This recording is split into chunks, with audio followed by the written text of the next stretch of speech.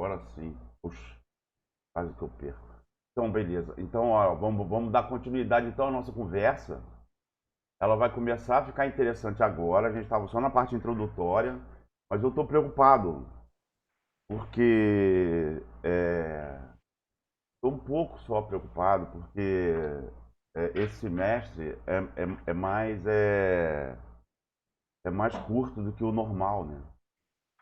Então, duas coisas que me preocupam. Que a primeira, a gente não ter oportunidade de ter aula prática no campo, para pegar nos equipamentos, para pegar nos formulários, porque às vezes a pessoa que acha que é fácil, e é fácil mesmo, mas tem um momento ali de atrapalho, assim, a pessoa não é só um momento só de atrapalho, e se a gente não tem essa oportunidade, fica ruim. Então, a gente vai fazer um combinado aqui por fora, escondido. Se a Rural não permitir ou não providenciar uma oportunidade no final do semestre, sei lá, da gente se encontrar, se a gente quiser, eu quero.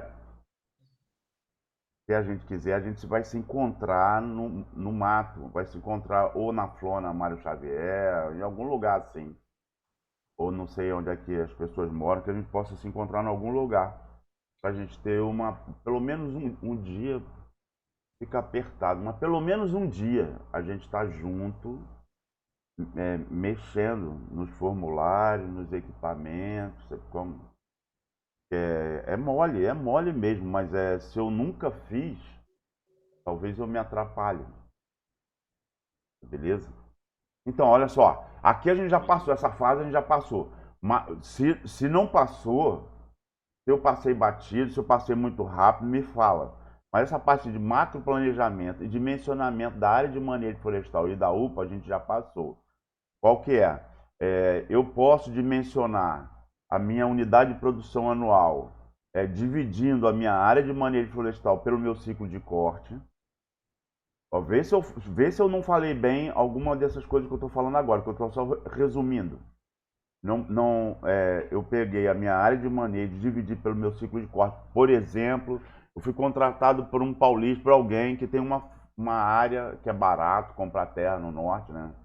Eu comprou, e aí eu vou chegar, vou fazer o manejo, vou prestar esse serviço. Tem engenheiro florestal que faz isso, engenheiro florestal ruim que ganha dinheiro fazendo isso. Mas aí eu pego, divido ela em ciclo de corte. Exploro uma parte por ano. Qual o ciclo de corte? O ciclo de corte, a legislação fala do incremento periódico anual. O que é incremento periódico? É porque a gente, se fosse reflorestamento, se a gente estivesse falando de colheita, a gente dividiria pela rotação. Aí no caso de eucalipto, por exemplo, 7 anos. No caso lá, não, a gente não trata de incremento médio anual, porque a gente não mediu a floresta desde o começo dela. A gente já pegou ela já lá, cheia. E aí a gente mede só um período. Por isso que a gente não fala de incremento médio anual. A gente fala de incremento periódico anual, que é a partir do momento que a gente começou a medir. Quando a gente não fez nenhuma intervenção na floresta, aí estudos da Embrapa, estudos do INPA, tem um delta zero ali. Por quê? A floresta já está entupida já, está esperando, as aves ficam ali esperando. Quem é que vai cair? Quando cai alguém, aí pá, cresce lá. Então, dependendo de onde está a parcela permanente, para inventário contínuo, qualquer coisa que eu falar, se você tiver dúvida, não, peraí, então me interrompe e pede para eu esclarecer. A gente está falando a mesma coisa, de engenheiro para engenheiro, de engenheiro para engenheira. Então, aí bota as unidades de amostra lá, das parcelas permanentes do inventário contínuo, que é preconizado pela rede brasileira, Rede Flor, a rede brasileira de parcela permanente. Tem uma filial, não, uma representação para cada bioma. Inclusive, infelizmente, e recentemente morreu a Feofile, a Feofile que era responsável da UNB, que era responsável pelo bioma cerrado. Que era uma super do engenheiro florestal. Bom, Aí daí para a Amazônia é o Natalino ou Paulo Conteiro, não lembro bem. Aí daí eles têm então uma metodologia para padronizada de parcela permanente para inventário contínuo. Essa metodologia que eles preconizam não tem nada a ver com a nossa necessidade. A nossa que eu estou falando, já estou me botando aqui no lance do manejo empresarial, no manejo comunitário, sei lá, mas no manejo da produção de dinheiro, a metodologia da Rede Flor não tem nada a ver. Quem fez uma proposta muito legal, adequada à realidade da região, não à realidade de pesquisador, de órgão público, de dinheiro público, adequada à realidade da atividade mesmo, que produz informação a contento para quem está cuidando da floresta, está explorando a floresta. Foi o Lucas Madureira. Ele fez um bom esboço assim, de proposta. Lucas Madureira egresso da Rural. Então, quando eu tenho inventário contínuo e eu tenho incremento periódico anual da minha floresta, eu posso usar ele. Eu tenho uma RT, eu faço uma RT, uma anotação de responsabilidade técnica no CREA e falo, ó, a minha floresta é assim. Quando eu não tenho isso, para começar, a legislação fala em 0,86 metros cúbicos por hectare ano. 0,86 metros cúbicos por hectare ano é quase zero, é quase nada. Mas é assim, todo mundo é assim, comedido. Não. Se a gente não sabe muito, então vamos ser comedido, vamos ser devagar. Professor, Oi. esse valor seria para a Amazônia? Seria para todos os Não, para a biomas? Amazônia. Não, só para a Amazônia. Desculpe, de novo, tudo que eu falar, você pode extrapolar, no finalzinho a gente vai falar de Caatinga, né? Mas sempre que eu falar, eu vou falar para a Amazônia. Tá beleza? Beleza, obrigado. Valeu. Mas olha só, os inventários que têm sido feitos, inventários contínuos, que têm sido, os resultados dos inventários contínuos que têm sido feitos, jogam lá para 2, até mais do que 2 metros por hectare ano. Ou seja, no Pará, desculpe, no Amazonas e no Amapá, por exemplo, que tem a legislação assim, que eu considero assim, mais modernas, que saíram um pouco daquela coisa ali da égide ali do IBAMA. Pará e Amazonas. No Amazonas é bem claro assim, ó, é o quanto que você vai tirar no Pará, desculpe, no Amazonas e no Amapá. Quanto você vai tirar por hectare? Aí você vai tirar 11, 12, quando você arrumou, né? 8, 13. A gente já conversou sobre isso. Isso vai depender de você. Vai depender da sua floresta e vai depender do seu calibre. Se você só for tirar aquilo que dá para vender de madeira em pé, ou madeira derrubada, que dá para vender na serraria do seu Wildo, aí vai ser menos volume, vão ser menos espécies, desculpa, vão ser menos espécies. O mercado só trata bem aquelas espécies que estão carimbadas já, que todo mundo conhece. Se você for olhar a caracterização tecnológica da bibliografia, tem muito mais espécies. Tem muito mais espécies que você pode trabalhar. E aí, se você for agregar valor, então você vai poder ter um leque de espécies muito maior, aí você vai poder ter um volume muito maior também, não é? Então, depende da floresta, porque cada floresta é de um jeito. Depende do ano, porque cada UPA é de um jeito também. E depende do engenheiro, do que ele tem de acesso à informação. Então, quando eu exploro, quando o INPA, a Embrapa, ficavam trabalhando no INPA na estação experimental, né, de silvicultura tropical, e a Embrapa em Curuaúna, na Flora Tapajós, principalmente na Flora Tapajós. Estava ali acompanhando a floresta, tinham lá um IPA, um incremento periódico anual, mas aquele incremento era baseado em floresta não mexida, né? Quando você intervém, aí o INPA começou a fazer isso, e a Embrapa também, só que o INPA, a estação, ao contrário da Flora Tapajós, a estação experimental de silvicultura, ela está num lugar muito ruim. Tem até uma teoria de que aquela área toda já foi vítima de um mega incêndio 10 mil anos atrás, sei lá, alguns milhares de anos atrás e tal. Por isso que a floresta é ruim. É ruim mesmo. É ruim mesmo. Quando você anda naquela floresta ali, cara, para você arrumar árvore acima de 50 centímetros, você tem 1, 2, 3 indivíduos a 50 centímetros. Naquela área ali, pegando a BR-174 a norte de Manaus, indo em direção a Roraima. Vai chegando em Roraima, vai ficando um pouco mais diferente, mas é aquela área ali. E inclusive floresta densa submontana. Na imagem de satélite você já vê, né? Que é super acidentado o terreno. Tanto é até que no INEA, acho que é INEA, não, INEA daqui do Rio de Janeiro, IPAAM, que é o órgão licenciador lá do Amazonas, até em geral, na Amazônia inteira, é 1% no máximo, como a gente vai ver, 1% no máximo, que você pode abrir em estrada, e lá no Amazonas não. Justamente porque é super acidentado, então você tem que botar trechos maiores entre curvas de nível, para poder garantir a rampa, para poder a CPC subir.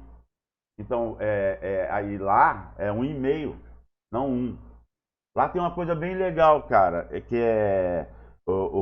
ao contrário, todo mundo saiu copiando o que o IBAMA normatizava. Antigamente era só o IBAMA que normatizava manejo na Amazônia. Aí, cara, quando a Constituição de 88 finalmente se fez valer, que foi bem depois disso, foi mais de 10 anos depois disso, aí cada estado pôde regulamentar, mas os estados estavam começando a engatear ainda, então copiava tudo do IBAMA. E IBAMA naquela filosofia, né, naquela égide de vamos atrapalhar a vida de quem está fazendo errado, quer fazer errado. Vamos tentar cercar por todos os lados lá. O Amazonas fugiu disso, o Amapá também. Por quê? Por causa da Rural do Rio de Janeiro. Porque a Rural foi consultada, né, foi requisitada na pessoa do professor Arimateia, que já se aposentou, não é? Onde ele pôde, ele mexeu, ele botou o dedo, ei, não faz isso não. Aí no Amazonas, assim, ó, você pega a intensidade de exploração que você vai tirar, pode ser 10, 12, que não importa, vai depender do teu inventário, da tua avaliação, e vai dividir pelo incremento periódico anual. E aí, para quem não sabe, se você não sabe nada, eles já colocam lá 1 metro cúbico.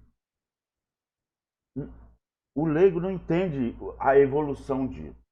Então você vai me entender. Olha o que isso significa. Isso significa que você pode até sair do regime de controle por área e ir para o regime de controle por volume. Que seria o evoluído mesmo para a Amazônia. Por quê? Porque a floresta toda vamos dizer assim, desobediente. Ela não lê manual. Cada pedaço da floresta é de um jeito. Então, o que seria você ter o censo florestal da área? Espécies são muito diferentes. Tem espécies de rápido crescimento, tem espécies de crescimento lento, tem espécies que têm uma densidade super alta, então, lógico, que vai demorar a crescer. Tem espécies que têm uma densidade super baixa, lógico, que vai crescer rápido. E aí, então, você, com o censo, você pegaria aquilo que está maduro dentro da sua floresta. E não fazer o que a legislação em geral, na Amazônia inteira, e do IBAMA também, diz que você tem que dividir a sua área de manejo florestal em partes iguais ao seu ciclo de corte. Sendo que não é. Aí ele fala assim, ó, 25, 30, 35, tem gente que fala 50 anos. Uma bobagem, no meu entender, uma bobagem. Por quê? Porque 50 pode ser pouco para algumas espécies e pode ser muito, e com certeza é muito para outras espécies. Então, se você, em vez de você pegar o regime de controle por área, como você tem no ciclo de corte de reflorestamento, você plantou, todo ano você planta, todo ano você colhe. E aí a floresta vai crescendo, equiânime, homogênea, até chegar o momento de colher ela. Pronto, você colhe aquilo tudo de uma vez só, beleza. Ou então de pinos, que você faz desbaste, mas não importa. Ali está tudo certo, todo mundo se comporta igual porque você plantou. Na floresta, não. Cada floresta é de um jeito, cada espécie de um jeito. E aí, você pegar 25 anos de ciclo de corte, ou 30 anos de ciclo de corte, 35 anos de ciclo de corte, você está botando numa média. O que adianta a média? É a mesma coisa que dizer, em média tem 12 metros cúbicos por hectare, ou 13 metros cúbicos por hectare na Amazônia. Tem que saber quanto é que você tem na tua floresta ali. E quanto que a sua floresta cresce. E mesmo na sua floresta, quais? Porque tem espécies que crescem mais rápido, tem espécies que mais lentamente. Como é que o Amazonas e o Amapá saíram dessa? Tanto a Arimateia. Você vai dividir a intensidade de exploração pelo seu incremento periódico anual. E o seu incremento periódico anual, se você não sabe, ao contrário do IBAMA, que fala assim, pelo princípio da precaução, não força. Não força, não força. Aí bota sempre para baixo. Então, pelo princípio da precaução, 0,86 metros cúbicos por hectare ano. Tá. No Amazonas e no Amapá, não. 1 metro cúbico por hectare ano.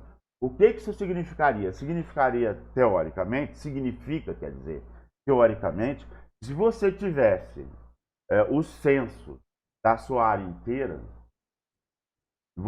então, tudo mapeado, todas as árvores mapeadas, com o inventário contínuo adequado, você poderia tirar aquilo que está maduro. Então, não tem mais regime de controle por área, dividir em parte igual, que não é igual. Você tiraria, por exemplo, você tira 1 metro cúbico por hectare ano, você tiraria 1 metro cúbico por hectare na área inteira.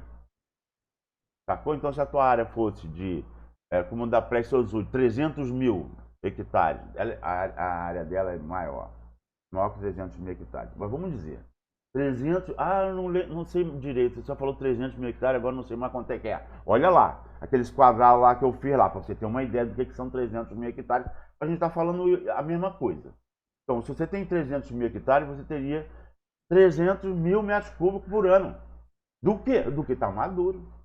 Sim, e quando você explora 300 mil metros cúbicos, 1 hectare só por ano, 1 metro cúbico só por hectare, que é ridículo. Mas você está espalhando a exploração e você está aumentando a quantidade de clareira. Você está dando mais luz na floresta. Então ela sai daquele 0,86 ou do 1. Antigamente era 5, depois baixaram para 1. Hoje está em torno de 2, 2,5, 1,8, está em torno disso. Então você tiraria, vamos considerar só 1, e você tiraria o que está maduro da sua floresta inteira. Aí ninguém falaria assim, mas isso aí pegou pesado, porque eu teria que fazer o censo, imagina. Você teria que fazer o censo da floresta inteira, infraestrutura, estrada principal, estrada secundária, estrada permanente, estrada temporária, pátio, na floresta inteira, para ser pago só 1 metro cúbico por hectare, não ia dar. Não ia dar. Tem 2 caminhos para resolver isso. O primeiro seria você ir fazendo censo, mas não tirar tudo. Porque qual é a intenção? É tirar tudo. Acho que eu já contei essa história aqui no Cipó Ambé, no projeto do Cipó Ambé lá, projeto Ambé. Cipó Ambé não, projeto Ambé, que é um cipó. No projeto Ambé, eles tiraram tudo, aí botaram a madeira, licitaram a madeira, né? Eles não beneficiavam a madeira na época, então eles vendiam a madeira toda. Chega lá, madeira legal é valiosa, madeira legal é tranquilidade, é valiosa. Então, aí eles exploraram tudo. Por que eles não exploraram tudo? Porque se tu não entrar ali na hora, você pode ter uma prorrogação de 1 ano. Então você pode pedir prorrogação da autorização de exploração por mais 1 ano. Depois não pode entrar mais, só quando terminar o ciclo. Então só daqui a 25 anos, 30 anos, alguma coisa em torno de, depende do teu plano lá, da tua informação. Então, você só vai poder voltar daqui a 25, 30 anos. Aí eles exploraram tudo. vendendo só a madeira dura. A madeira branca eles não conseguiram vender, estragou tudo no pátio. Olha só, olha só. Então, seria muito mais interessante você, imagina, espécie de rápido crescimento e madeira branca, né? Madeira que estraga rápido. Não tira não, pô. Não tira. Deixa para tirar quando tiver um bom mercado. Tipo a caricuada, tipo qualquer coisa. Tira quando tiver no ponto de tirar. Ou por causa do mercado ou por causa do indivíduo lá, da árvore lá. Você teria então que ir fazendo o censo. Cada ano você vai fazendo. Ah, demora muito. Não, não demora não. Não é verdade. A gente é que pensa isso. Porque a gente pensa assim, pô, 10 anos é muito tempo. 10 anos não é tempo nenhum. Pergunta para um velho se 10 anos é muito tempo. 10 anos para quem está estudando é muito tempo. 10 anos para... Não é tempo nenhum. 10 anos passa assim, ó. Passa assim. 30 anos passa assim, ó. Eu vi ciclo de corte fechar em floresta natural, pública e privada. Vi ciclo de corte fechar. Se eu tivesse a minha floresta tivesse explorado, eu já estaria explorando de novo. Já no terceiro, quarto ano. Já no terceiro, quarto UPA. Já devia estar na quarta UPA, mais ou menos na quarta UPA a ser explorada. Então, o ciclo de corte, e ainda mais no trópico, cara. Meu Deus, eu peguei a Finlândia, que é o país que exporta lá 60 milhões de metros cúbicos por ano, que é no gelo, maior parte do tempo gelou, parou tudo. Ela exporta, tem uma indústria florestal estúpida, né? Cabe 3 Finlândia no Pará. Ela exporta 60 milhões. Quando a Amazônia produziu muito, produziu 30 milhões. Eu vi um finlandês, cara, muito gente boa, cara, engenheiro florestal, cara, esqueci o nome dele agora. Ele me mostrou um disco de corte, um disco transversal de uma árvore da Finlândia. Olha aqui, ó. Conta aí, não dava para contar, porque os anéis de crescimento são bem pertinho um do outro, mal dava para contar. Ele falou, cara, tem quase 80 aí, sei lá, tinha um monte, tem 8 décadas, 7 décadas, sei lá, décadas e décadas dentro de uma árvore dessa grossura aqui. Por quê? Só demora o primeiro, depois não, aí todo ano você vai tirar aquele tanto. Como fazer cerveja. Fazer cerveja demora 40 dias para ficar pronta. Só a primeira que vai demorar 40 dias. Depois você colhe toda semana. Toda semana você vai fazer, toda semana você vai colher. É assim. Então, o crescimento, a velocidade de crescimento, a gente pensa que na nossa Amazônia pode ser lenta. Pensa em comparação com a floresta plantada. Porque a gente está no trópico, com água e com luz, com energia. Mas não é não. A nossa floresta no trópico, a floresta natural no trópico, que está competindo ali todo mundo, aí ela não cresce igual o reflorestamento. Claro que não Professor, o cresce. senhor está... Desculpa, o senhor está apresentando alguma coisa no... Porque para mim está paralisado na capa mesmo. Tá, eu só estou conversando. É verdade. Ah, tá. Não, só estou conversando Beleza. aqui. Tô conversando, Tá só bom. estou calibrando aqui, só estou conversando mesmo, é verdade. Eu só estava falando, Agora o que eu estava dentro dizendo aqui é sobre o dimensionamento da área de manejo da UPA. E teoricamente, eu tenho que pegar minha área de manejo florestal e dividir em UPA, e a realidade é mais evoluída do que isso. Pela legislação, eu teria que levar em consideração 0,86 metros cúbicos por hectare ano. Então, eu teria que dividir a minha área de manejo, se a minha área é fixa, dividir quanto que eu vou tirar por hectare, dividido por 0,86 e fazer um ciclo de corte ali de 25, 30 anos, que a legislação está falando. Se for com uma área pré-fixada. Agora, se eu tiver uma demanda, como a gente já aprendeu a fazer, aí eu dimensiono a minha UPA e multiplico a minha UPA pelo ciclo de corte para ter a minha área de manejo. É isso mesmo. É isso mesmo que eu estava falando. Só que eu estava dando uma viajada na realidade da Amazônia. E da Amazônia como bioma, como região tropical e com o seu próprio incremento periódico. Eu estava me contrapondo à legislação, estava me contrapondo à realidade dos inventários contínuos da Embrapa e do INPA, e estava dizendo que a gente podia ir bem mais além, até sair do regime de controle por área, que é esse aí, dividido em UPA, baseado em incremento periódico anual, e ir para o regime de controle por volume. Tá beleza? Eu só tava só... Beleza? Agora, deixa eu assim, jogar uma questão. Esse incremento médio, ou incremento periódico anual, caso não, vamos assim, é claro que não estou falando a nível de legislação, mas eu estou falando assim, a nível de eu ter uma floresta, de manter o potencial produtivo da floresta. Eu não deveria estar adotando esse incremento periódico anual das minhas espécies de interesse de manejo daquela área. Com certeza.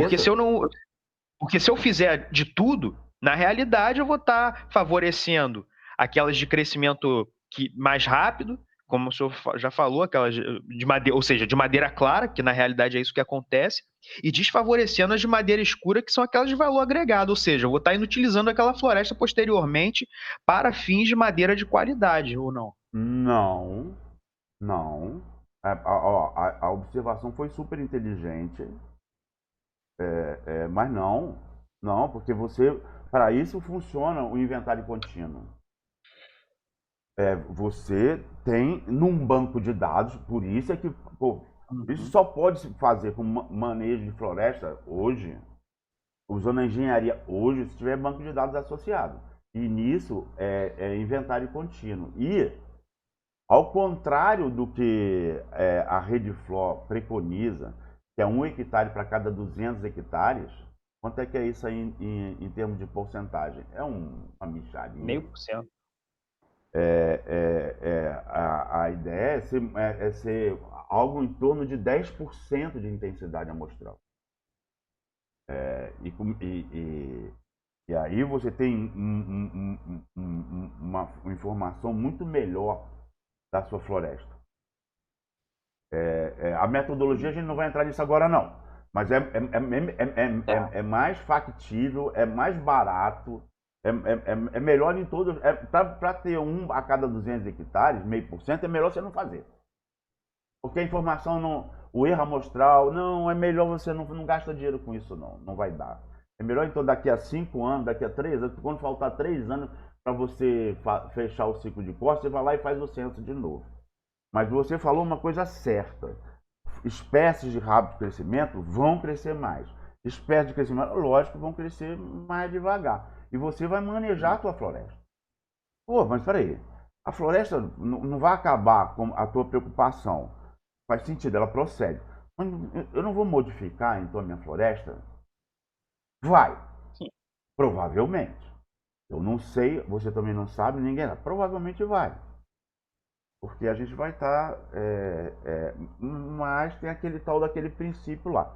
Quanto mais espécies eu estiver explorando, menos intensamente eu preciso explorar cada uma delas para tornar viável o meu manejo. E quanto mais espécies eu estiver explorando, mais espécies eu vou estar manejando, então menos diferença vai ter entre a floresta manejada e a floresta original. Aí a gente entra naquela curva que a gente já falou. Tem gente que acha que se dane, cara. Eu quero entrar na floresta, eu quero eliminar logo o que eu não quero, favorecer o que eu quero, fazer enriquecimento, trato agricultural. E não faço não. Não faço não, você não sabe, cara, o que está acontecendo. É melhor tu ir partir para o outro lado. Não. Só você vai explorar, vai dar mais luz, vai explorar com cuidado, devagar com acelerador e tal, vai explorar com cuidado e vai deixar a floresta vir de volta. É claro que é área sob manejo. É lógico que, provavelmente, apesar daqueles 2 princípios, provavelmente ela vai mudando de cara e você vai acompanhar ela. Como a floresta faz isso? A floresta ela faz isso. Tu pega aquele livro da Ilse Walker, que foi pesquisadora do INPA, acho que agora ela já se aposentou, uma suíça, que trabalhou na África, depois trabalhou na Amazônia. A mulher, cara, ela pegou um rio de água preta no Amazonas, no rio de água preta. O rio de água preta é feito, né? Ácido úmico, né? E pouco peixe, nem se compara ao rio de água branca, né? A floresta de água branca, o rio de água branca, nem se compara, né? Viscosidade, né? De biomassa, né? E ela encontrou no igarapé de água preta mais diversidade do que na Europa inteira, ela falou. Então, ela dava uma disciplina que chamava de evolução. Chamava, não, chama, evolução. É super interessante. Ela escreveu um livro. Ela escreveu um livro sobre isso. E na teoria, ela junta as duas coisas, a teoria de Darwin e de Wallace. Não, vou abrir um parênteses rapidinho e vou fechar. A outra lá já me chamou a atenção, eu não posso ficar viajando não, senão a gente não toca a disciplina. Mas vou abrir um parênteses rapidinho aqui. Ela juntou o Wallace e Darwin. Darwin fazia o quê? A supremacia do mais apto, do mais forte. Isso tem tudo a ver com o capitalismo. Quem é melhor, isso é natural. Quem é melhor, se dá melhor. E o Wallace era do lado comunista. Né? Não. É o meio que seleciona. Se você tiver um meio adequado, a espécie vai evoluir. A teoria dela é a teoria da quase espécie, porque não tem espécie. Espécie é um momento só, naquele momento você tirou a foto. É o tempo todo estão espécies dançando, o tempo todo estão espécies criando. Pesquisadores já falam, cara, a gente nem tem floresta natural, nativa, porque sempre teve o homem, e aí o homem sempre alterou, né, o depoimento do Francisco Orellana, né, não, Gaspar de Carvajal, que era aquele o que registrava, né, quando Francisco Orellana saiu lá de Quito, no Peru, em 1542, eu acho, 32, 42 por aí. Aí ele saiu de Quito, no Peru, e desceu na foz do Amazonas. Ele fala assim da densidade de gente, ninguém fala até que... Não, se jogasse uma flecha ia cair na cabeça, não existe isso no relato. Isso aí já é uma conversa. Mas ele fala assim da densidade de gente. Porra, densidade de gente, para você fugir da capacidade de suporte do meio, você tem que cultivar. Então, densidade de gente tem a ver com cultivo, tem a ver com alteração do meio. Não tem floresta natural. O homem faz parte do meio. Então, sempre vai ter. Essa utopia, não, vamos tentar manter a floresta intacta. A floresta não faz isso. A floresta, aí vai lá ler o livro lá da Ilse Walker, a floresta está o tempo inteiro se especiando. Ou seja, o que é gênero, espécies hoje, espécies ontem, hoje são gêneros que já se especiou. Criaram espécies novas. O tempo todo tem gente se extinguindo, tem gente criando novo, o tempo todo está fazendo isso. Então, essa coisa assim, bom, como é que eu vou fazer para não mexer? É mais uma conversa, mais uma lenda, não, é mais uma coisa que não faz muito sentido. Faz sentido sim, essas duas vertentes. Mas aí tá, professor. Oi? Mas a minha colocação não está no sentido de você querer manter a floresta intacta, mas de você ter uma estabilidade na tua oferta. Ou seja, eu sempre ter a garantia que eu vou conseguir oferecer aquelas espécies que são as espécies de interesse durante um longo período. Ou seja, quando acabar meu ciclo, no caso, o ciclo de corte, poder voltar lá e vou ter isso assim. Da mesma forma que é feito o manejo dessas, que no caso na Finlândia ou em outros países nórdicos, que são de poucas espécies, mas eles conseguem manter uma garantia, porque isso faz com que as espécies elas tenham um certo valor no mercado e dá credibilidade nas empresas e no país também, né?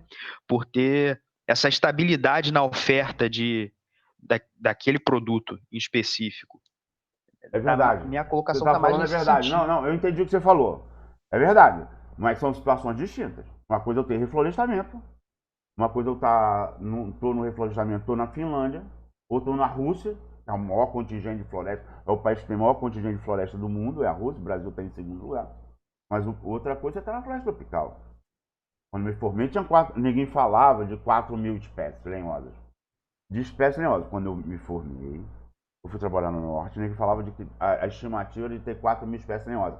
Hoje, ninguém fala de 10.000 espécies. E continua chutando. Então, quando eu estava procurando aqui, mas não achei. Mas quando o mogno passou a ser, foi extinto comercialmente, né? Comercialmente extinto, o LPF, que hoje atualmente está no Serviço Florestal Brasileiro, publicou um livro, Espécies da Amazônia substituintes do mogno. Então, é isso aí. A diversidade tanto é isso, para esse lado que você falou, eu vou ter pouco de cada coisa. Quanto, de outro lado, eu tenho espécie pra caramba para qualquer coisa que eu quiser. Então, é verdade. É verdade, e isso é vantagem e é desvantagem. Sabe como? Eu tenho diversidade mesmo. O que eu tenho que fazer é lidar com essa diversidade, aprender a lidar com essa diversidade. Como a gente já exportou muito Calicophylla angulare como pau marfim, e não era. Era um mulateiro. O mulateiro, escorrega macaco, porque ele é igualzinho. Então, aí tudo vai depender também do quanto que você vai agregar de valor. Você vai vender madeira em tora, dependendo da espécie, breu vermelho. Ah, o cara não quer. Ih, não, breu vermelho não quero. Ah, beleza. Se você for fazer um móvel com breu vermelho, beleza, tá valendo aí, você vai vender. Aí eu, de novo, teve uma época que o nego falava assim, e eu já era vivo, e eu já era profissional. Nem falava assim, essa floresta não presta. Pica-pau mesmo, gringo, que vinha aqui, que olhava assim, cara, essa floresta não presta. Era completamente diferente da Malásia, era completamente diferente. Ela é mega diversa. Como? Essa floresta não presta. E corrobora aquilo que você está falando, a tua preocupação. É verdade. Só quando a gente... E ecologista, ambientalista, comemorava isso. Pô, ainda bem que esses pica-pau acham isso. O Doregiani, que era marido daquela que foi presidente do IBAMA, cara, do IBDF, do IBAMA não, do IBDF, esqueci o nome, mas não, essa floresta aí não presta, o negócio é desmatar e plantar, não era nem entrar com traço agricultural pesado para domesticar a floresta, não era nem isso, desmata esse negócio e planta. Não, essa floresta não dá para manejar não, essa floresta não presta. Ambientalista comemorava e ficava nesse negócio assim, achando que por ela não prestar, ela perduraria. Aí eu vou até aproveitar a janelinha aqui para te dizer, a gente está falando de engenheiro florestal para engenheiro florestal, de floresta a ser manejada. A gente não está falando de unidade de conservação. Sim. E mesmo assim eu estou dizendo, a unidade de conservação não fica quieta. As espécies não ficam quietas. Primeiro, não tem original. Ninguém sabe, é teórico original. Que original que nada. Né? Mesmo que tivesse original, não fica quieta. Aí, pegando lá Ilse Walker, né? Ela justamente a teoria dela, no livro, ela junta as duas teorias. Tanto da evolução, da supremacia do mais forte, do mais apto geneticamente, quanto também do meio, criando condição para aquele ou para aquele outro que tiver aquela característica, aquele genótipo se sobressair. Ela junta as duas teorias. E aí a floresta está fazendo isso o tempo todo, e quando o homem vai mexer, ele vai favorecer uma coisa ou outra, sem querer. Aí, aquela variação ali, do eu forço a barra ou eu não forço a barra. Eu sou do time de não forçar a barra. Não força a barra, não. Não favorece, desfavorece. Só explora, cara. Só dá mais luz. Se você der mais luz, se você explorar, tira o máximo possível. Aí sim. Tira o máximo possível dentro da resiliência do sistema. Como é que eu vou saber a resiliência? Monitorando. Como eu vou monitorar? Fazendo inventário contínuo. É verdade. Não com parcela permanente, inclusive. A Rede Flor fala em parcela permanente. Não, eu não acho que essa seja a melhor proposta. Porque você está apostando num cavalo só. Mas é isso. A floresta ali é para produzir dinheiro. Ela vai ficar Mas falar em igualzinha? Não respeito vai. do sistema é falar em metro cúbico de madeira, independente do que é. Só metro cúbico de madeira. Com certeza. Agora você falou uma coisa. Cara, olha só. Eu esqueci o nome dele agora, cara, mas é um moleque, desculpe, um engenheiro florestal. Agora é um engenheiro florestal. Agora ele vive de manejo florestal. Ele pegou a empresa mais antiga da Amazônia. Ele pegou assim, ó, vamos estudar esse negócio aqui. Aí ele pegou lá. O que vocês exploraram no primeiro ano? E no segundo ano, vocês exploraram o quê? E no terceiro? E no quarto? Ele queria saber a dinâmica. Se estava ampliando o número de espécies, se estava diminuindo, por que estava, se estava trocando. Né? Essas espécies exploravam, agora não explora mais. Tinha mercado, agora não tem mais. Por que estava... Não só ele queria saber a dinâmica, que era simplesmente a empresa mais antiga a fazer manejo na Amazônia. Então, pô, era um mar de informação, né? E queria saber e o que estava e se havia uma dinâmica, uma vez constatada a dinâmica, que a gente não sabia nada, ele que foi lá estudar, o que estava interferindo nessa dinâmica. Olha só que maluquice. Ele viu lá, a empresa, ela tem no hall de espécies que ela já tem como vender, como explorar e vender, 100 espécies, mais ou menos 100 espécies que ela tinha. E no histórico dela, ela tinha 60 espécies.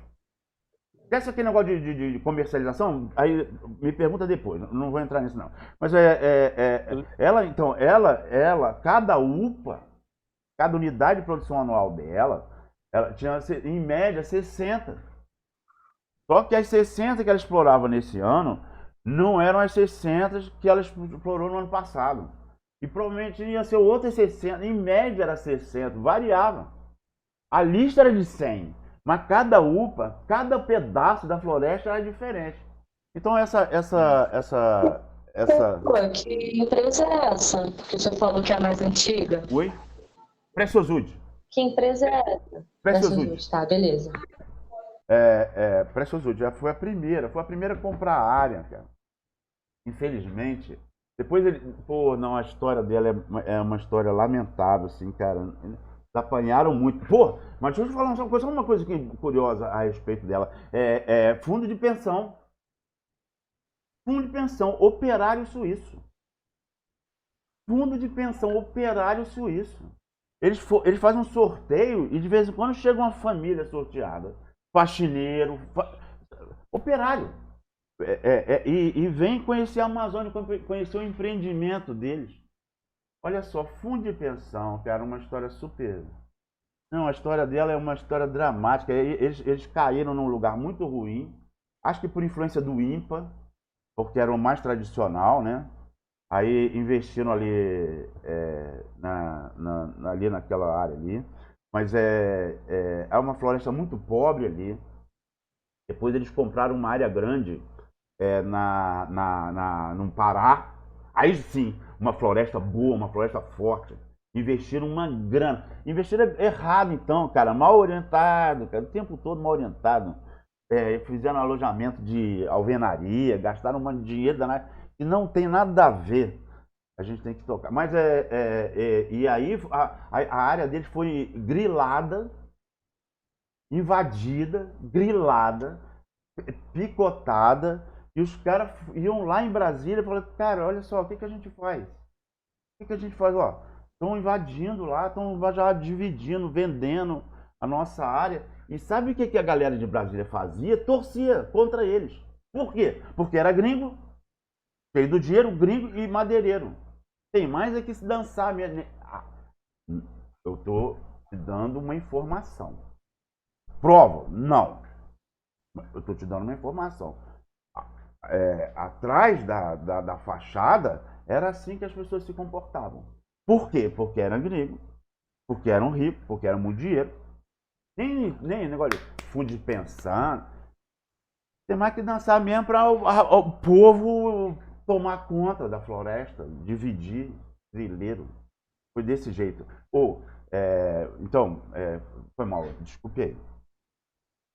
Vamos voltar aqui para... Eu acho que eu respondi do lance da floresta, né? Da gente não ter ilusão de manter a floresta igual. Porque a floresta não é igual, a floresta é diferente para danar, e ela não se comporta, ela não lê manual, e todo mundo que escreve, que estuda, percebe isso. Então é uma meta que a gente não deve, nem deve ter. A gente deve, no meu entender, mexer o máximo possível dentro da resiliência, mas não mexer o máximo possível dentro da nossa capacidade, entre aspas, a transformar essa floresta mega diversa numa floresta mais comportada, numa floresta mais parecida com o que seria uma floresta de clima temperado ou um reflorestamento. Tá beleza? Pô, acabou que a gente viajou geral aqui. Desculpe aí. Mas é porque é bom a gente saber disso. É bom a gente conhecer a história. A gente saber de onde é que a gente veio, para a gente poder se situar, né? Olhar a floresta, tem muito estudo na floresta, muita gente trabalhou, muita gente pensou, muita gente escreveu. É bom a gente ter conhecimento disso, né? Até da nossa própria responsabilidade como nação. O país que tem o segundo maior contingente de floresta do mundo é o Brasil. E a floresta mais biodiversa do mundo é a nossa. Então a gente tem uma responsabilidade grande em cima disso. E tem um monte de gente falando falando um monte de coisa, com um monte de ideia, com um monte de opinião. E a gente tem que pensar não só sobre a floresta, sobre a história dela e tal, mas também tem que saber, assim, cara, como engenheiros, o que a gente faz com ela? O que a gente pode fazer ou deixar de fazer? E santo banco de dados, né? Santo banco de dados para a gente poder operar, né, essa nossa floresta aí. Ó, vou sair desse mar de lama e vou desatolar e vou tocar aqui. Então a gente já fez isso. A gente já passou do macrozoneamento, área de manejo, unidade de manejo, UPA. A gente já viu lá o ciclo de corte, né? A gente já passou por tudo isso aqui, o incremento aqui, 0,86, já passamos por tudo isso aqui. Isso aqui foi o exercício que a gente fez rapidamente aqui no quadro. E eu falei para vocês, faça para você definir. Depois a gente tratou aqui da APP, o quanto que a gente tem que fazer lá. Professor, esse material o senhor não vai colocar no Siga não? O senhor não conseguiu gravar as aulas, né? Eu faltei. Eu só vi a primeira aula lá no... Tá tudo lá. Nops. Ah, tá. É que você tá falando no Siga. Você recebeu um link para o... Sim, eu acessei no YouTube. E aí aparece aula 1, A, B, C, D, E, F, tá parte 1, GH. Isso aí. Então, aquilo ali é sequência de tudo que a gente falou. Tá tudo gravado. Então, mas são várias aulas, porque tá só a aula 1. Então, esquece a aula 1, são todas as aulas que a gente teve. Eu estou chamando de aula 1, que é o arquivo do PowerPoint. Entendi. Aí eu não consegui baixar todas ainda para assistir, mas tá bom, beleza. Então tá tudo lá, passo a passo. Beleza, obrigada. Beleza? Nada. No YouTube. Tá passo a passo. E eu até tô achando legal, apesar de eu falar muito mal, eu ser repetitivo, ou então ficar viajandão, ou então ser gago,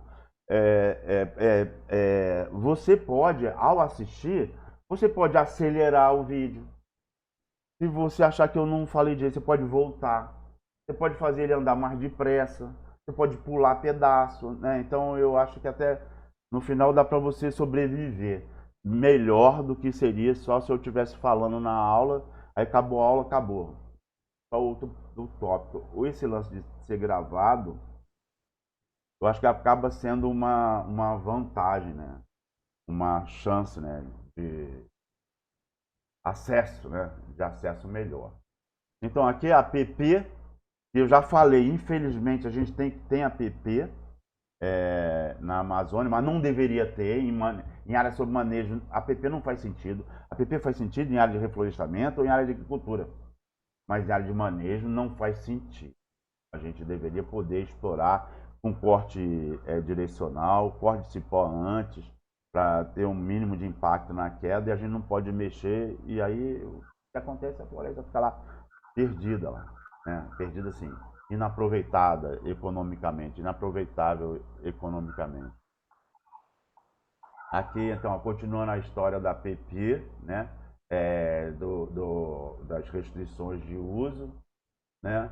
Aí daí, então, aqui, ampliar a UPA calculada por múltiplos de 100 hectares, que a gente chegou nisso aqui, tudo isso aqui a gente já passou aqui. A gente já passou por isso aqui. Então, ampliar para múltiplos de 100 hectares, né? Claro, se a gente puder. Se não puder, não tem área, então pronto, não tem como ampliar. Mas se a gente puder, claro, vai ampliar. A terra lá é barata, né? Então vale a pena.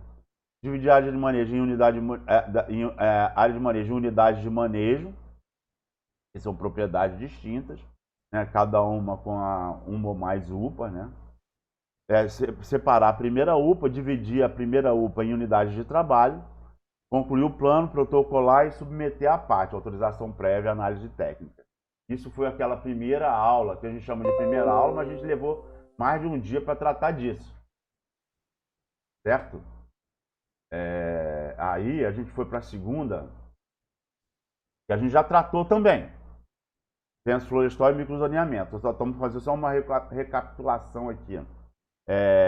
Aí eu estou falando, que às vezes a gente não sabe, mas tem muita gente produzindo. É uma pena, cara, que tem um monte de gente produzindo coisa, mas não é uma vergonha. Eu mostrei lá o gráfico do volume que a Amazônia produz em comparação ao volume que os ínfimos 8 milhões de hectares de floresta plantada produz. Eu mostrei lá em termos de dinheiro, em termos de quantidade. É ridículo que a Amazônia produz. Tá, vai lá, açaí, tá? E madeira. Todos dois, ridículos. Ridículos. Todos dois ridículos, assim, em termos de potencial que a gente deveria. Basta comparar. 5 milhões e meio. Dependendo de quem está fazendo a conta. 3 milhões e meio, 4 milhões, 5 milhões e meio. 5 milhões e meio, a Amazônia é legal. 5 milhões e meio de quilômetros quadrados, 8 milhões de hectares. Basta comparar isso. Como assim? Quer dizer o quê? Que a gente tem um potencial de produção de dinheiro absurdo se a gente cuidasse. Se a gente tivesse engenheiro florestal engenheirando, se a gente tivesse um Estado que assumisse a responsabilidade e a oportunidade de aproveitar o recurso, nossa, cara, eu vou ganhar dinheiro com esse negócio. Imagine se a gente pudesse, já falei disso, pudesse até explorar fauna também, cara. Explorar fauna, flora. Uma vez eu fui comprar uma planta ornamental da Amazônia para botar dentro de um aquário. Eu paguei uma grana na planta, ela era bonita para danar. Uma planta de garapé, cara. Eu estava em Brasília, eu comprei uma planta. Não, isso é da Amazônia. Eu paguei uma grana para botar dentro do aquário. Imagine se tivesse engenheiro florestal mexendo com tudo. Mexendo na floresta, né? Produzindo dinheiro, ganhando dinheiro, não é? Produzindo emprego, né? Gerando emprego. Então, apesar de tudo, apesar de toda essa desgraça, apesar de toda essa coisa que a sociedade vai ficar se batendo nisso, tem gente trabalhando. Só que é ridículo em termos de potencial. É ridículo. Então, tem gente que produz, tem página, gente produzindo, mas é tudo muito pouco em relação ao potencial. É ridículo, é uma pena. Aqui eu estou falando só de látex, né? Que pode ser para camisinha, para luva, para seja lá do que for. Não é? Aí não, é só por onde a gente vai ter que passar. Porque é só a página para pegar o aster, né? Com 15 metros a gente vai passar batida, a gente não vai tratar disso. Embora me cobre, que eu vou falar o roteiro de como fazer com imagem. Mas eu só vou falar o roteiro que a gente não vou mostrar, não. E LiDAR também. LiDAR está 12 metros, né? Parece que está 12 metros. O pixel de 12 metros. O Aster, que também com cota Z, ou seja, para possível modelagem digital. Mas 15 metros poxa vida, é uma resolução muito baixa, né? A gente precisaria de uma resolução maior para ter uma uma modelagem de terreno melhor, né? Para as partes de infraestrutura, de estrada, né? E LiDAR também. Então, a nossa chance, essa disciplina é silvicultura tropical, e por isso que eu centro força na Amazônia. A nossa melhor oportunidade, então, é no ponto barométrico. Sacou? Aqui também, no SIG, como é que a gente faz, né? É só um roteiro básico, compactar a imagem, compor imagem de falsa cor, georreferenciar a imagem, isso aqui, eu não vou nem entrar nisso. Vamos passar batido aqui. Aí eu defino a minha área de manejo, divido em UPA, já passamos por isso também de novo. Dentro com o eixo Z, eu posso então ter a modelagem digital, né? Com LiDAR ou com SRTM ou com ponto barométrico, que ainda é a nossa melhor alternativa, porque com o sensor eu tenho que andar em todo lugar, então posso registrar, né, o ponto barométrico. E aí aí eu faço o mapa da área de manejo, da UPA, das unidades de trabalho, né? Unidade de trabalho de 100 hectares ou de 10 hectares, que eu estou dizendo assim aqui, que eu posso ter unidade de trabalho de tamanho distinto. Unidade de trabalho é uma divisão administrativa, então dependendo do sistema silvicultural que eu estou utilizando, eu posso mudar a minha unidade de trabalho, eu falei sobre isso já. A unidade de trabalho padrão é de 1000 metros por 1000 metros, a padrão que eu digo é a mais utilizada na região, né? De 1000 metros por 1000 metros, mas tem empresa, por exemplo, a Pré-Sosud, a unidade de trabalho dela é de 10 hectares, que ela faz a unidade de trabalho de 250 metros por 400 metros, porque ela saca a madeira de dentro da unidade de trabalho por cabo, então ela faz unidade de trabalho menores, né? E aí o nível de abordagem do censo, eu posso fazer um padrão, a legislação diz, a legislação fala assim, se você não tem nenhum argumento, você só pode explorar acima de 50 centímetros. A técnica diz, você não deve explorar acima de 150 centímetros. Então você fica ali naquela janela, entre 50 e 150. Mas, eu já falei disso, você pode ter um tratamento diferente entre as espécies para serraria, 50 centímetros, laminadora, 60 centímetros, e poste, 20 centímetros. Então, você pode variar. E passar régua. Passar régua, assim, já que eu não sei o que eu vou fazer, vai depender do meu banco de dados, o que eu tiver de informação, eu tenho que estar o tempo todo nutrindo o meu banco de dados, eu vou medir tudo. Se eu vou explorar acima de 50, eu tenho que medir, a legislação diz, você tem que fazer o censo uma classe de diâmetro anterior àquela que você está explorando. Então pronto, passa a regra. Em vez de você ficar dividindo e o mateiro fica lá, não, essa daqui é 50, essa daqui é 60, essa daqui... Não. Passa a régua e mede tudo acima de 40. Sacou? Por que acima de 40? Porque você pode explorar acima de 50. Se você quiser explorar diferente disso, você tem que fazer uma justificativa técnica e ecológica, vamos dizer assim, né? E ambiental. Então, técnica ambiental, e aí, já que você vai explorar acima de 50, faz o censo acima de 40. Passa a régua, faz o censo acima de 40. Professor, e para explorar as plântulas, sementes, tem então, que fazer essa eu já falei sobre isso também. Mas obrigado pela pergunta, porque é bom a gente, às vezes eu falo, passo a batida. A 12651... essa pergunta foi muito legal, mas eu não... Bom, a 12651, que é aquela que revogou o Código Florestal, o novo, a gente não tem mais o novo Código Florestal. O Código Florestal foi de Getúlio, o novo Código Florestal foi de 65, no governo militar, 65, 66, a Lei 12651, a Lei 5166, e a Lei 12651, que o nego fala assim, o novo Código Florestal, não é um novo código, o código foi revogado por ela. A Lei 12651 de 2012, ela diz que é livre, ela tem essa irresponsabilidade lá nela, eu não lembro o nome do número do artigo, mas ela tem esse... Ninguém falou assim, não, nós temos que rever o Código Florestal, porque ele já está muito antigo. Então, mentira. A questão era resolver o problema de todo mundo que estava peitando a legislação e desmatando além da conta, desmatando além da reserva legal.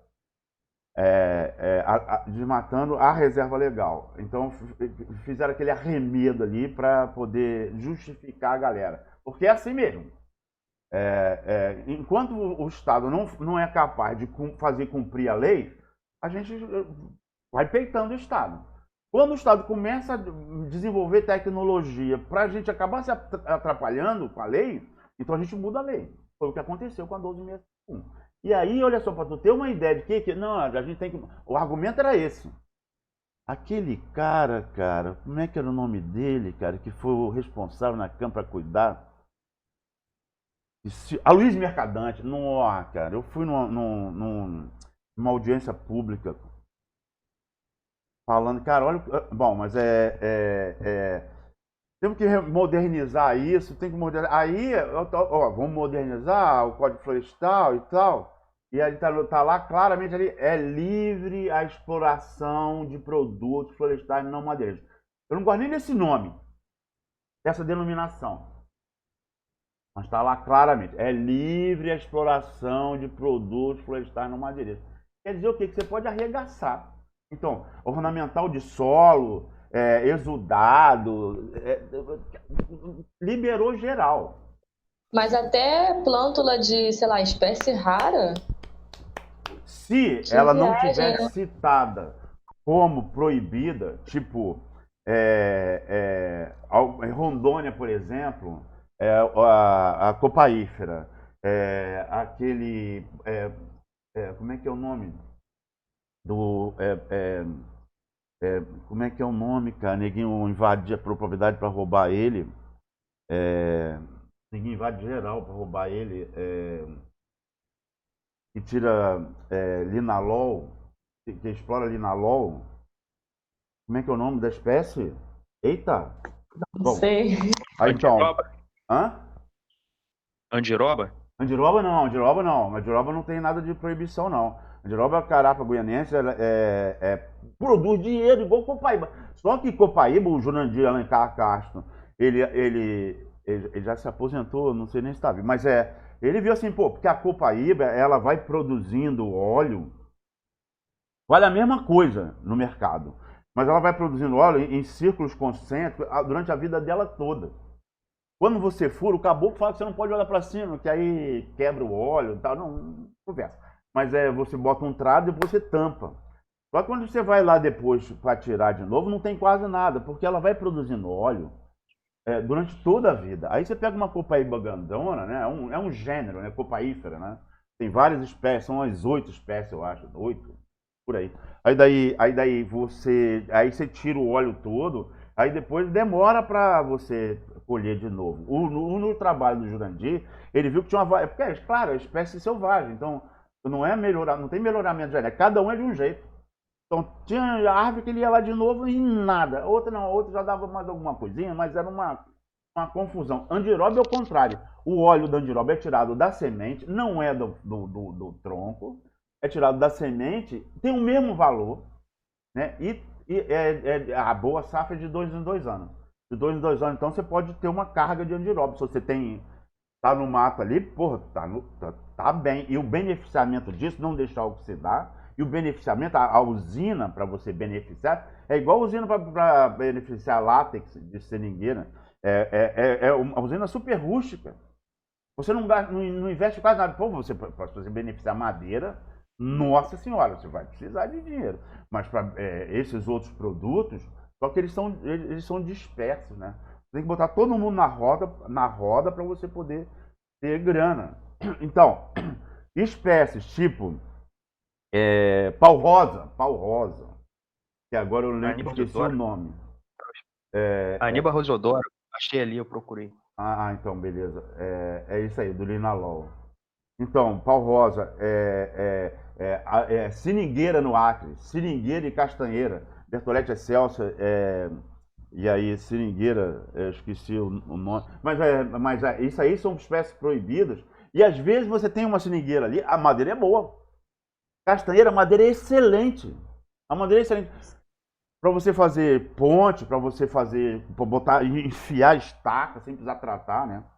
Só que ela é proibida, aí você não pode. Então, quando a espécie é proibida, e aí tem mesmo, aí você tem que consultar, quando você está fazendo inventário, você tem que consultar o livro vermelho da IUCN, a União Internacional de Conservação da Natureza, e um copia e cola dela tem uma instrução do CONAMA, cuja 12651 cortou a asa do CONAMA, deixou ele falar, ó, você fala só de manejo comunitário. Olha a má fé da galera, cara.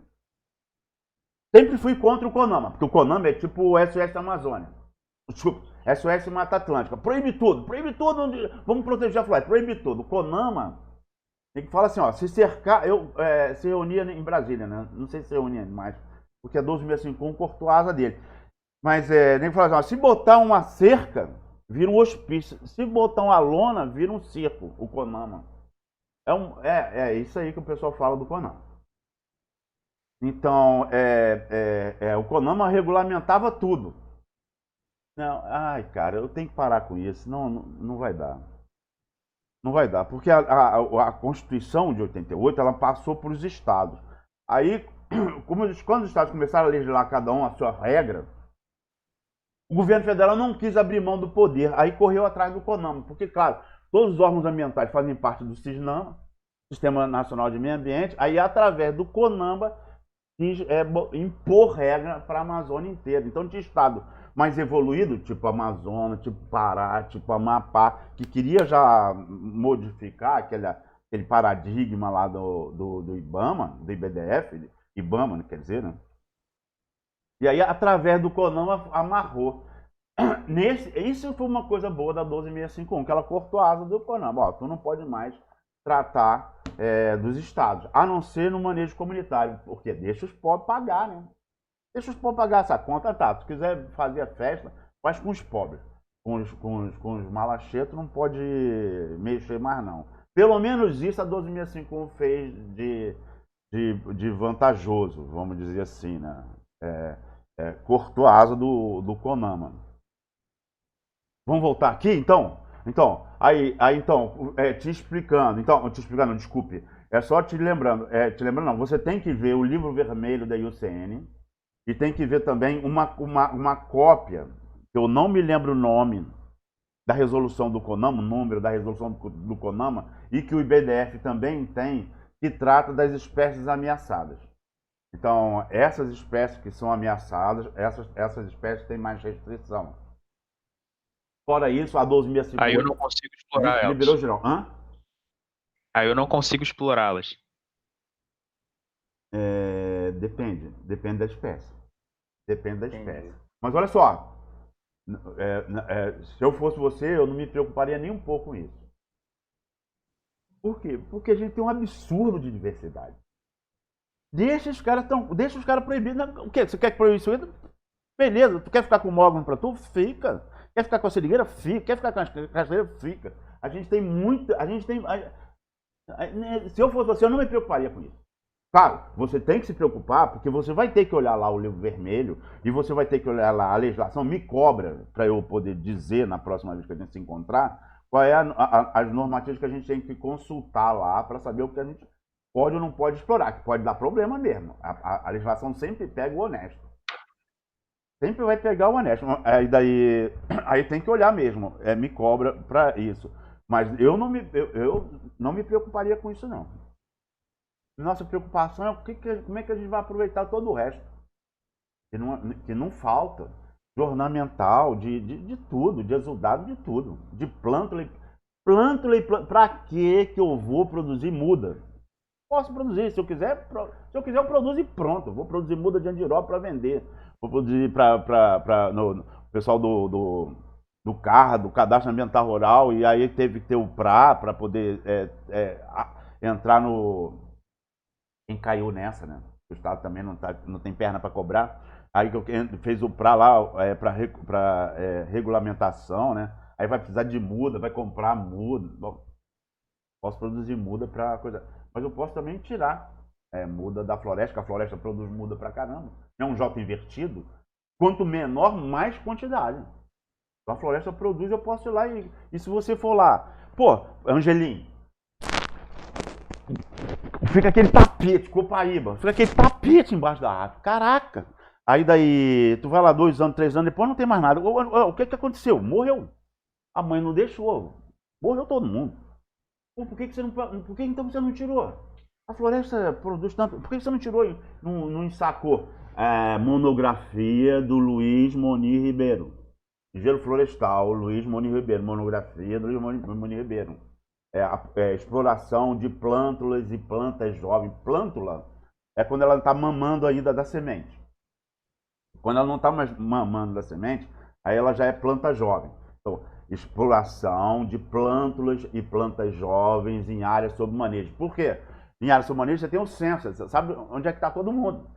Então você já vai direto. Qual que é a autocórica? Aquela que vai fazer aquele tapete embaixo. Pá, já sei. Onde é que ela está? Já sei.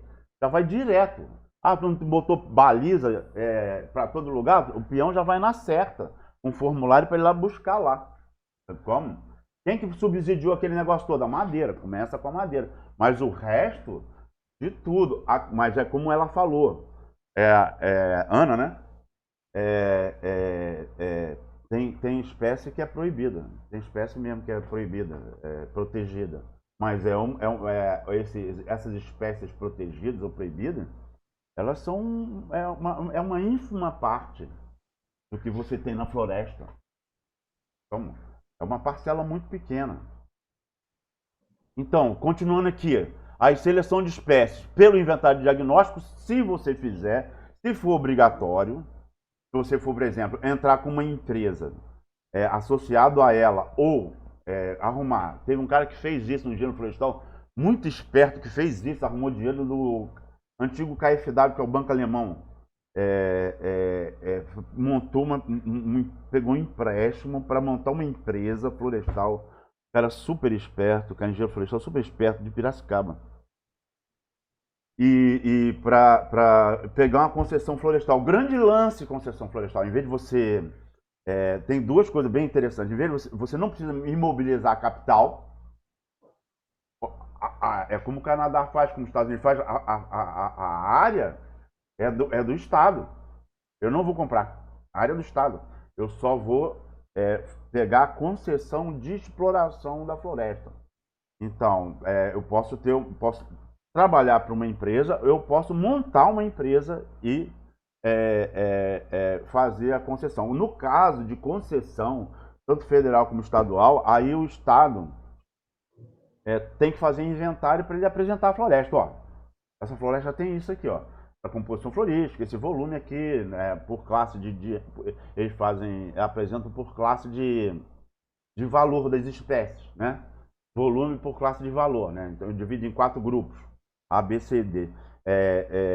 Então, aqui tá, aqui ó, tenho tanto de volume por hectare, mais ou menos tanto, né? Com erro amostral, né? Desse nível de preço, nesse nível, e a madeira branca é aquela mais barata. É aquela coisa barata, mas que dá dinheiro também. Aí daí também a gente sempre tem que pensar, barato se eu vender em tora. Se eu agregar valor, aí já não é mais barato coisa nenhuma. Quer saber um exemplo concreto?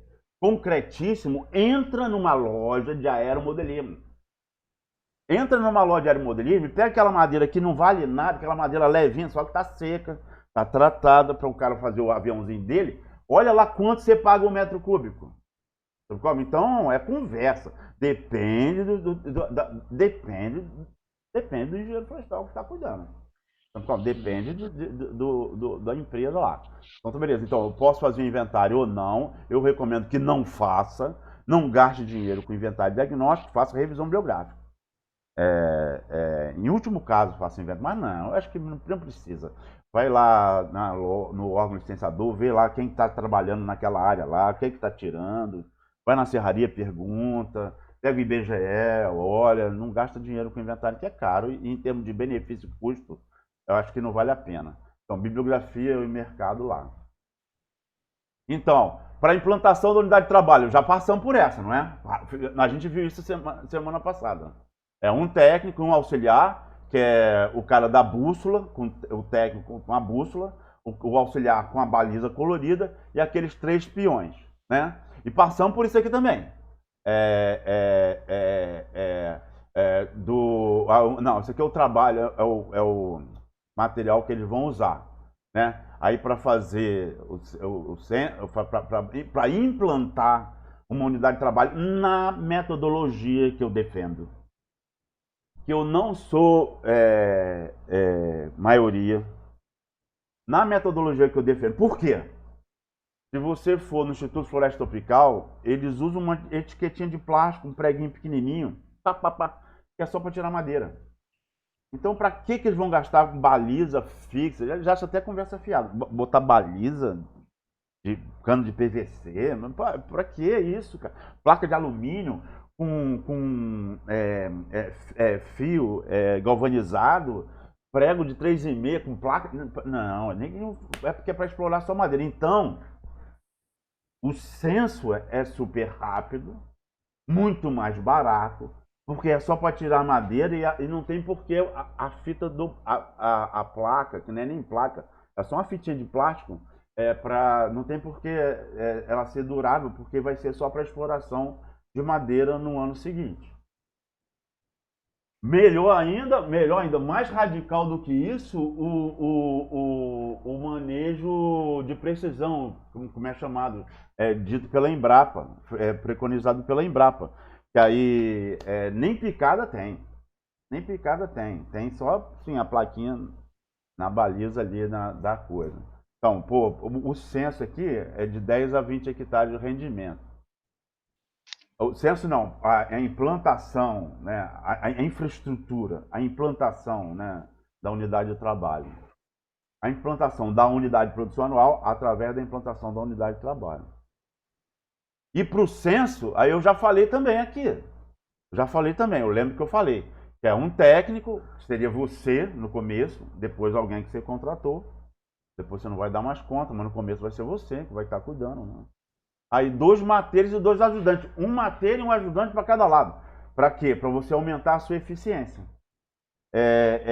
Então, um mateiro e um ajudante rodando em 12 metros, em 25 metros, uma faixa de 25 metros, à sua direita. Um mateiro e um ajudante rodando numa faixa de 25 metros à sua esquerda.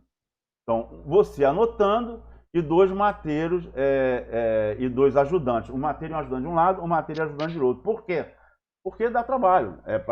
Às vezes só para passar a fita em volta da árvore, tem árvore que é grande. Tem árvore que tem raiz tabular. Né? Bom, então, o cara tem que olhar, tem que medir, tem que ver classe de qualidade, estado físico, tem que...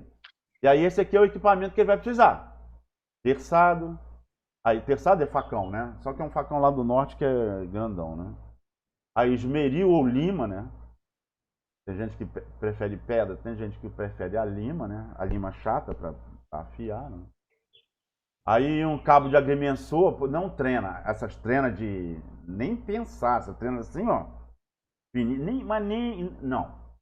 Cabo de agrimensor, que tem uma seção transversal assim, mais grossa, né? E você enrola ele, aí bota aqui assim, fica melhor de tu usar. Ele fica aberto o dia inteiro, só no final do dia que você recolhe. Não, ele fica só andando no mato e vai marcando, né?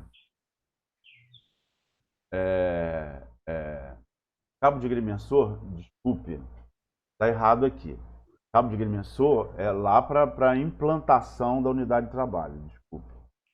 No censo, a coleta de dados do censo não usa fita métrica nenhuma. Não usa. Por quê?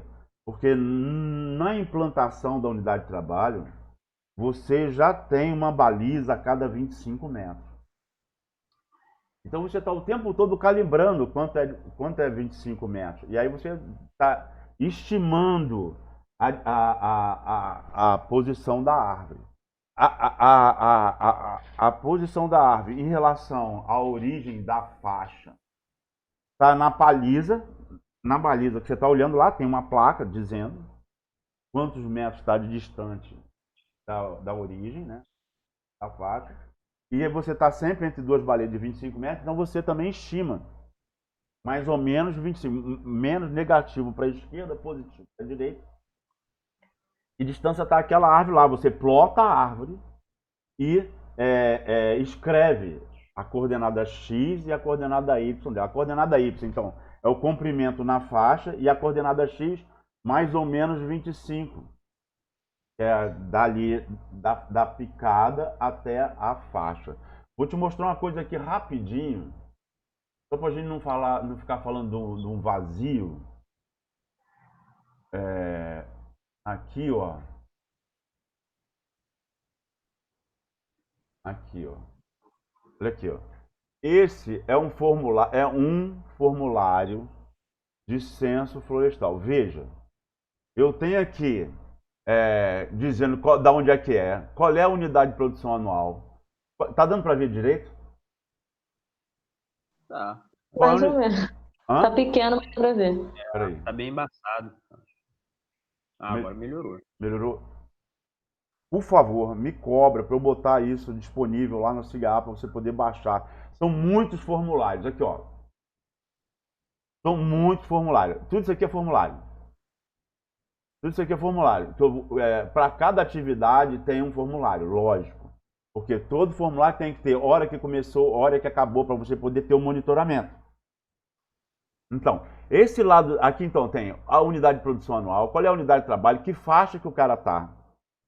Que ficha é essa, que são, então, se a unidade de trabalho for uma unidade de trabalho padrão, que tem 20 faixas, e cada faixa tem 1000 metros, e esse formulário aqui pega 200 metros de comprimento, então são 5 formulários para cada faixa. O azimuth do caminhamento, a data que está lá, que hora que ele começou a trabalhar, quem é o cara que está anotando, quem é o responsável, quem é o mateiro ímpar e o mateiro par, por quê? Porque assim, ó, esse mateiro aqui, ele parou. Se está fazendo censo de tudo. Você vai fazer censo de tudo? Não. Se você está trabalhando numa exploração de madeira e o empresário quer só madeira e só quer daquelas espécies, então o teu censo vai ser muito mais barato. Você não vai nem botar baliza. Botar uma baliza de qualquer matinha ali, qualquer bambu, você bota ali, pronto. Qualquer talo de palmeira, qualquer coisa você bota ali. Vai apodrecer, que se dane. Se você vai explorar só para madeira, então a baliza é essa mesmo. E as espécies são só as madeireiras que o cara sabe. Então, o censo rende muito mais. Se você está fazendo manejo de uma área, por exemplo, está trabalhando com uma comunidade, uma reserva extrativista, ou você está fazendo manejo da sua floresta, aí você vai gastar mais dinheiro no censo. Aí você vai querer mapear tudo. Vai demorar muito mais, vai ser muito mais caro. Vai chegar lá perto daqueles R$300 por hectare que eu estava falando. Ah, e falando nisso, eu pedi ao meu filho, cara, o preço do inventário. Ele me passou, eu não vi. Bom, mas quanto é que está o preço pelo Brasil? Porque ele faz isso, né? Pô, bacana. Então, me cobra, mas agora não. Tem que pegar lá no...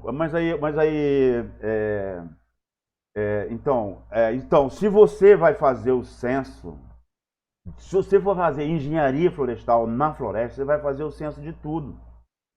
E aí tu vai mapear tudo. E aí vai demorar mais, vai ser mais caro, vai botar baliza e tal, para poder fazer o manejo lá.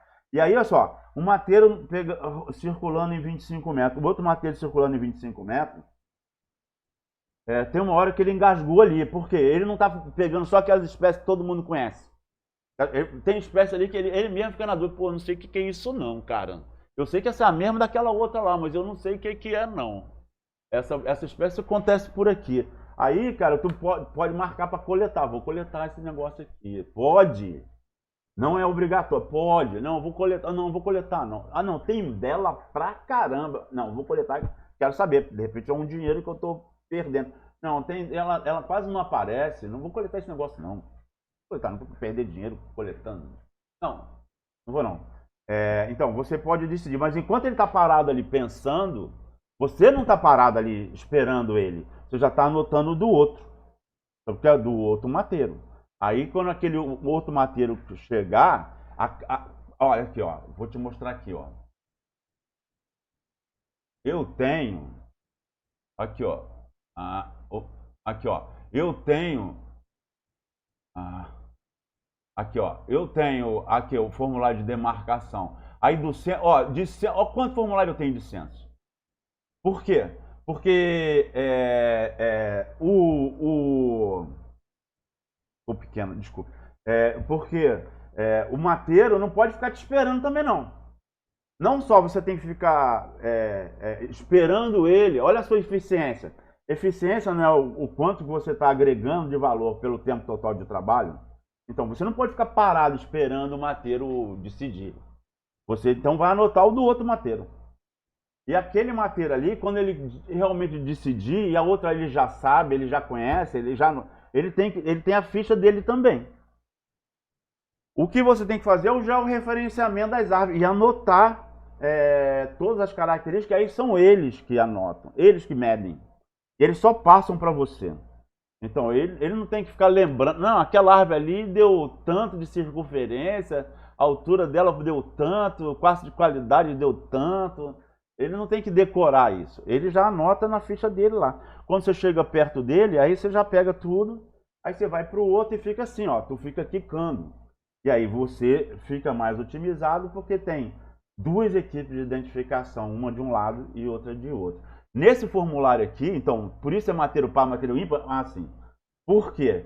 Porque você já dá para um mateiro, do lado direito, todas as placas de número par. E para o lado esquerdo, todas as placas de número ímpar. Por quê? Porque a floresta, a floresta é meio bagunçada. Então, vai ter lugar ali que vai ter um monte de árvore só de um lado da faixa. E na outra lá, o mateiro já vai lá para a casa do chapéu, porque não tem nenhuma árvore aqui. Não é um J invertido? Então, árvore grossa, elas são mais raras, né? Então, e a floresta, como ela é bagunçada, às vezes tem muita árvore num canto, às vezes não tem árvore nenhuma no outro.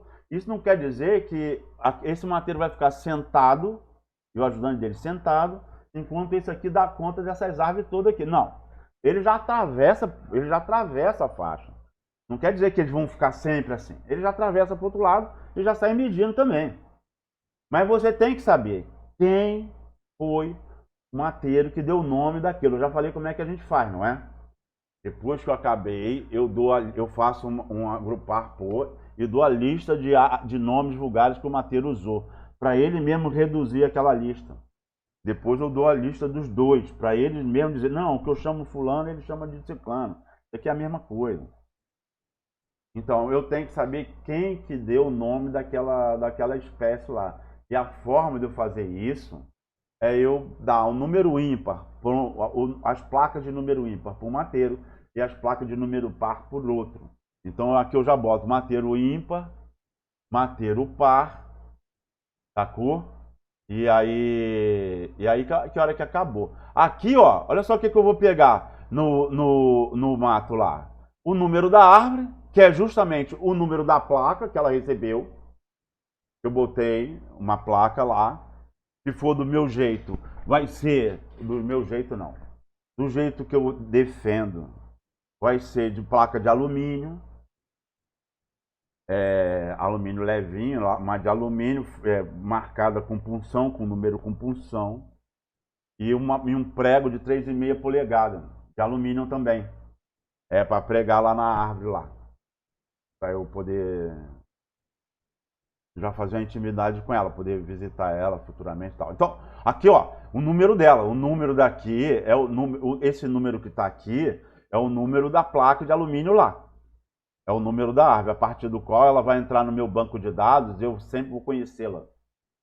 Aqui o nome vulgar, que o mateiro deu, como eu falei. Quando você faz inventário aqui embaixo, nome vulgar é uma coisa completamente secundária. Lá em cima, nome vulgar é o bicho. O resto, o nome científico não serve. Só serve para o órgão licenciador. Lá todo mundo trata as espécies pelo nome vulgar. Se você falar o nome científico, ninguém sabe o que é. Então, aí o nome vulgar dela aqui. Aqui a coordenada Y e a coordenada X. A coordenada Y, então, é da origem da faixa até onde ela está. Então, tem uma baliza a cada 25 metros, né? Na baliza tem uma placa, arame galvanizado, dizendo assim, qual é a UPA, qual é a unidade de trabalho, qual é a faixa e qual é a quilometragem, qual é a distância entre a origem da faixa até ali aquela baliza. Então, 0, 25, 50, 75, 100, 125, 150, 175, 200 até 1000. Então, coordenada Y é isso, de 0 a 1000, numa unidade de trabalho padrão. E coordenada X, mais ou menos de 25. Se for para a esquerda é negativo, se for para a direita é positivo. A circunferência é a altura do peito. Ah, não deu para medir a circunferência. Bota aqui. Não deu para medir a circunferência da altura do peito. Então, mede o diâmetro e assinala um asterisco aqui. Assinala um asterisco quer dizer que esse valor aqui não se refere à circunferência, se refere ao diâmetro. Por quê? Porque aqui está assinalado. É uma porcentagem grande que você não consegue medir. Por vários motivos. Mas uma porcentagem grande, cara. É 20, por aí. 20 ou mais por cento das árvores que você não consegue medir, ou porque é raiz tabular, por diversos motivos. Aqui é a altura comercial. Você mediu o hipsômetro, né? É uma medida esquisita. Por quê? Porque muitas vezes você não consegue nem ver a copa da árvore. Você não consegue. Mas é o que dá. É melhor medir com hipsômetro do que não medir. E aí, é assim, ó. O ideal seria você medir o mais distante possível, para você errar menos no hipsômetro. Só que se você de perto não dá, imagina se você se afastar. Aí que não dá mesmo. Aí eu gosto de padronizar 10 metros. 10 metros é ruim? É claro que é ruim. 10 metros de altura, de distância da árvore, para você medir a altura. Na verdade, você está medindo o ângulo, né? Ou a porcentagem, mas a maioria das vezes você está medindo o ângulo, que a porcentagem no hipsômetro vai só até 150. Você está a 10 metros de distância da árvore, então você só mediria até 15 metros. 150% da distância que você está dela. Só que um monte de árvore tem mais do que isso, mais do que 15 metros de fuxa. Aí você mede e acaba medindo o ângulo. Você teria que aqui, então, ó, o quadradinho para você medir a altura dela é pequeno. Então, como é que você faz? Você tem que dizer aqui a distância que você estava da árvore, qual foi a visada superior e a visada inferior. Aí se você padronizar em 10 metros, você não precisa mais botar 10, você não precisa mais botar a distância. Padroniza 10 metros. Então, eu vou sempre medir a 10 metros. Pego a trena, aí sim. Eu vou usar a trena para medição da altura. De quais árvores? De todas. Não é de uma porcentagem. Vou medir a altura de todas as árvores. Pá! Aí eu vou 10 metros e vou falar lá qual é a visada superior e a visada inferior para calcular a altura comercial dela. E a classe de qualidade aqui, no caso... Classe de qualidade aqui é, como a gente falou, no inventário para amostragem não, mas no censo florestal. A classe de qualidade aqui é o número de tora de 4 metros que aquela árvore apresenta, tá certo? E o estado físico, então, se a árvore tem, você conta lá, ó. Ela até tem uma tortuosidade no meio do caminho, não importa. Dá 1 tora, 2, 3, 4 toras. Pronto, classe de qualidade 4, ou seja, 4 toras de 4 metros que dá para tirar. Estimado, assim, você olhando. Como que é? Você faz isso? Não. Você está na picada. A maioria das árvores, grande parte das árvores vão estar longe de você. Você só está georreferenciado. Quem faz isso é o mateiro e o ajudante. Eles que te contam essa informação. A única coisa que você faz é anotar tudo que eles dizem, né? E a coordenada Y e a coordenada X, que você que está na picada, você que tem a referência para botar a coordenada geográfica da árvore lá. A coordenada da árvore lá. Isso não dá para eles fazerem, porque eles não estão na picada. Então eles nem sabem se a picada está indo para lá, está indo para cá. É você que está na picada. E aí você já vai referenciar. Eles não, mas todo o resto da informação são eles que fazem, né? Então, aqui estado físico, como a gente vai ver aqui no final do formulário, ó, aqui, ó. Apodrecida, caída, morta, oca, quebrada, torta, sabe o que é? São essas daqui que você só bota aquilo de problema. Dizer que ela está viva, que ela é ereta, que ela está reta, que ela está inteira, que ela é sólida, você não bota, porque já é padrão. Você só bota o que tem de problema na árvore.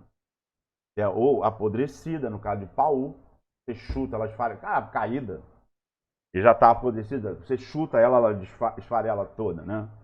Aí, então, caída, morta, oca, quebrada, torta, esse aqui é o estado físico. E nesse lado aqui, direito aqui do formulário, é onde você vai plotar as árvores. Olha aqui, ó, você está andando aqui está a picada. É aqui que você está andando, tá certo? Se imagina olhando de cima para baixo, né? Então aqui, ó, 25 metros para um lado, 25 metros para o outro. Cada quadradinho desse aqui tem 5 metros. Esse quadradinho mais grosso aqui, 10 metros. 10, 20, 25. 10, 20, 25. Aqui, na primeira faixa, então, se vocês bolar faixa 1, então aqui, a primeira ficha, aqui vai estar 0. Aqui vai estar 50 metros. Aqui vai estar 100 metros.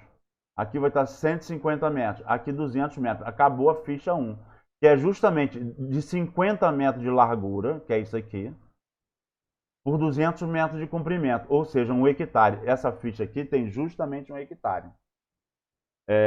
Uma faixa tem 1000 metros, são 5 fichas de 200 hectares. 5 fichas de 200 metros. Né? 1000 metros. Então, a primeira ficha 0, 50, 100, 150, 200. A segunda ficha já vai lá, está na mesma faixa, mas aqui já começa de 200, 200, 250, 300, 350, 400 metros.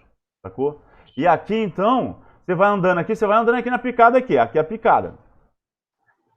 E aí, qualquer coisa que você vê aqui, você plota aqui. Pegou uma mancha de taboca, de bambu. Você desenha a mancha até onde você está vendo. Pegou, as árvores você plota a árvore aqui e bota o número da árvore aqui. Aqui você também, aqui você bota lá. Aqui, esse lado aqui do formulário, você escreve de cima para baixo, você preenche de cima para baixo. Esse lado do formulário você preenche de baixo para cima. Então você vai plotando a árvore aqui. Você escreve lá do lado de lá a coordenada X e a coordenada Y. Aqui você plota a árvore. E aqui você desenha o igarapé, o rio. Você desenha a mancha de taboca, a mancha de palmeira, a mancha de buçu, raizama. Você risca aqui a árvore caída, oca, que você vai usar para bueiro, provavelmente.